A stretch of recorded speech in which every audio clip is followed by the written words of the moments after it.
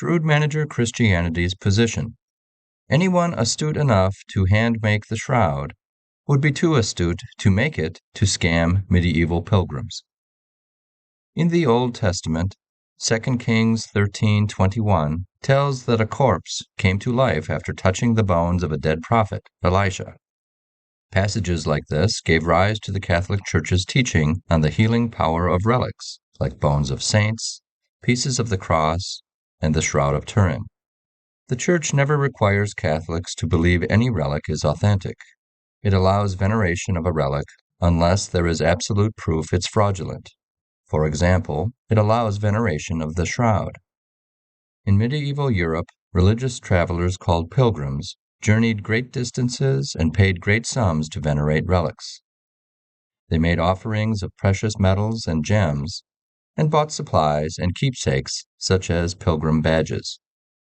The pilgrimage trade in Prato, Italy, for instance, may even have been bringing in as much income as the city's flourishing textile industry.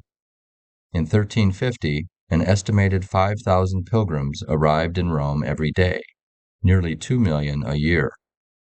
No surprise the flow of money encouraged rampant fraud. Each of the 2 skulls of John the Baptist was venerated.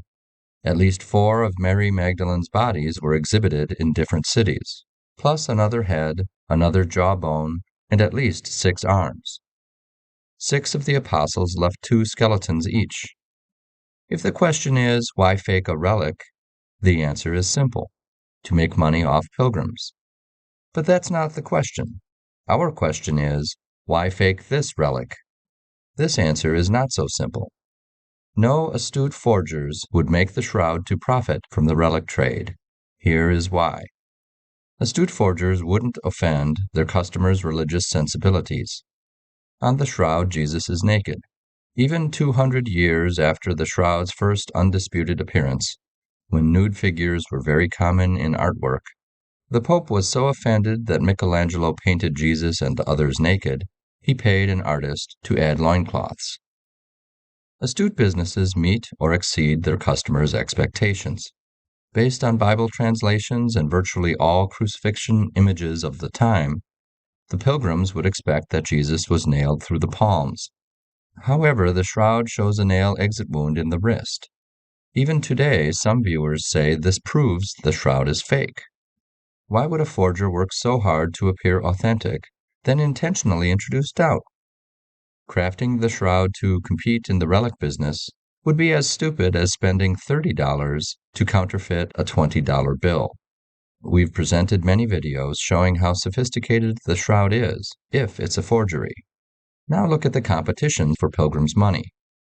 The Virgin Mother's tunic and a lock of her hair. Splinters of wood. Pilgrims drank these in water.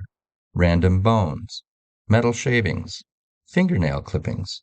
Sandals. Towels that touched martyrs' tombs. Lamp oil from shrines. We're supposed to believe that to compete in this industry, the forger chose to fake the shroud, a task so difficult no one yet has reproduced it. These competing relics drew big crowds and would be much easier to fake.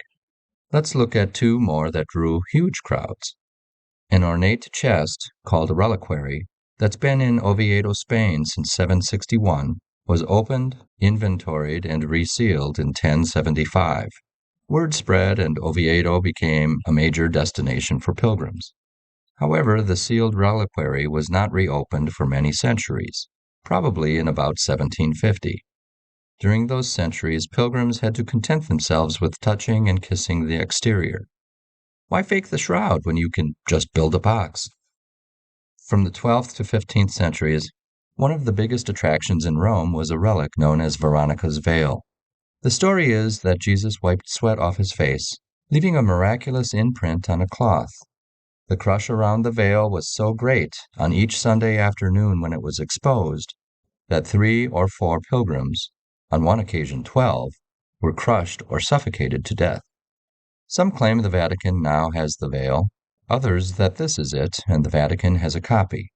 Either way, we know the original was just a face. Astute forgers would not craft a life-sized man twice when a face portrait would do. And no need to worry about discerning pilgrims scoffing at a duplicate. Remember Mary Magdalene's 6 arms? And one 14th century traveler saw one crown of thorns in Paris and another 1700 miles away in Constantinople. He assumed both were true, just divided in two.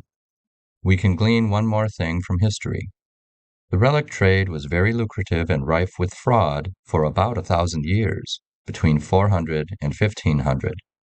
In about 400, Augustine wrote of hypocritical monks who sold limbs of martyrs. In the 600s, Asia Minor was considered a good hunting ground for relics.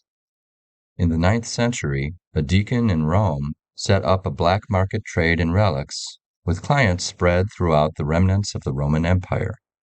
In 12th and 13th century England, revenues from a relic shrine brought in between 1 and 2/3 of the vast Canterbury Cathedral's total income. A 15th century painting shows Bari, Italy crawling with pilgrims. This all shows there is no compelling reason to claim a 14th century date of fabrication. It could just as easily be from the 5th, 15th, or any time in between. In sum, no rational forgers would make the shroud when they could scam money off pilgrims just by collecting fingernail clippings, or bones, or thorns, or by building an ornate sealed box, or by painting a face on a cloth. Next, if the shroud is a 14th century forgery, we learn about the family who must have known.